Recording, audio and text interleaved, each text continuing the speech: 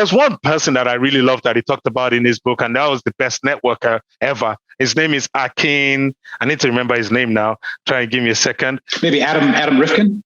Adam Rifkin. Yes. And what that guy does is it brings people together to make sure that they, developing and helping each other. And that, I really love that story. And, and that's what most people do as networkers. And that's where I want to be. What do you think about the art of networking and growing each other?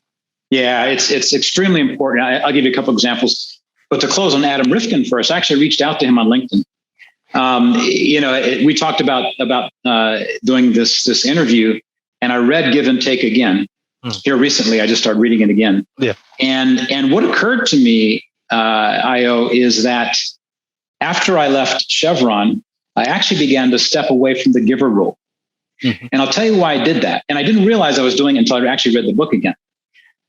I did that because I had actually reached a point of retirement. I was done. I was just ready to stop doing everything. And I had plans to travel, plans to spend more time with my wife and see the grandkids and all those things.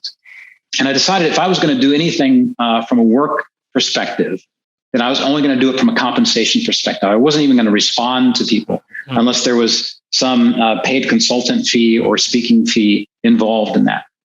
And it wasn't until I read the book again that I realized how much I was missing by just giving advice in the D&I space, helping people address issues that they were dealing with, helping new CDIOs that were out. A couple of new CDIOs reach out to me and, hey, how do I get this started? How do I get that started? And I was being very, very careful and protective of my time. But one of the things I read in the book and reminded me of was Adam Rifkin, in fact, talks about the 5-minute favor. And he says, if anyone asks you something and you can do it in 5 minutes, then you should do it. It's not taking that much out of your day, and it's not that difficult. And I found there is so much I can do in just 5 minutes responding to people that I started doing that. And it just feels good again. It feels good to help people. I expect nothing in return. Other than a good feeling of helping people out. And I've begun to do that actually just since reading the book again now. And I find I still have time to do all the things that I wanted to do. And one of those things that I will get from it, though, is expanding the network. The question you asked about expanding my network. We talked about earlier that I've been elected to the board of Pros Holdings once I left Chevron. And the way I was introduced to Pros was I had spoken somewhere. I'd done a presentation on diversity and inclusion somewhere. Someone from Pros heard me speak, and this is back when I was still working for Chevron, and asked me to come speak at their Juneteenth event 2 years ago. Mm-hmm. And I said, sure. Expected nothing in return. Was just sharing some of my experiences, my family history. And so I did a presentation, lasted about an hour. I spoke for about 40 minutes and took 20 minutes of questions. And shortly after that, the COO from Pros reached out to me on LinkedIn and said, hey, let's just connect.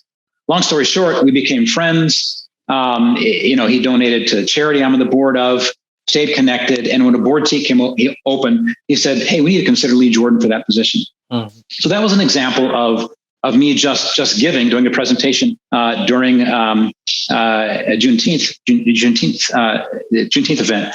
And in return, after many, many months being elected to this board, I had an opportunity to be a board member on a public board. So that's just an example of how giving without expectation allows you to grow your network, and then how that can be leveraged into something in the future. Adam is a master of that. And when I reached out to Adam on what is it now? LinkedIn. On LinkedIn. On LinkedIn recently. He responded to me, and he's got thousands and thousands of folks that want to connect with him, but he takes the time to do that, just to say, hey, thanks for connecting. See you on LinkedIn. And so, it was just, it's reinforcing and it's encouraging to do that. And so, I'm going to continue to do that and continue to broaden my network, without expecting anything other than being able to help other people make those connections. I think it's a very, very important part of what I do. I love Adam. I follow him on LinkedIn. Some of the things he put out there is just like, they're mind blowing. Just little things. And I just actually finished his other book, Think Again. Actually, that book, I'm not going to lie to you, it's one of the best books. It actually helped me recently when I was trying to communicate with my daughter, right? I was going to be a father and just like, and I sat down and I thought again, like, okay, yeah, because my kids actually changed schools recently, right? Because we moved to a new area and she, the new school she's going to, there's none of our friends.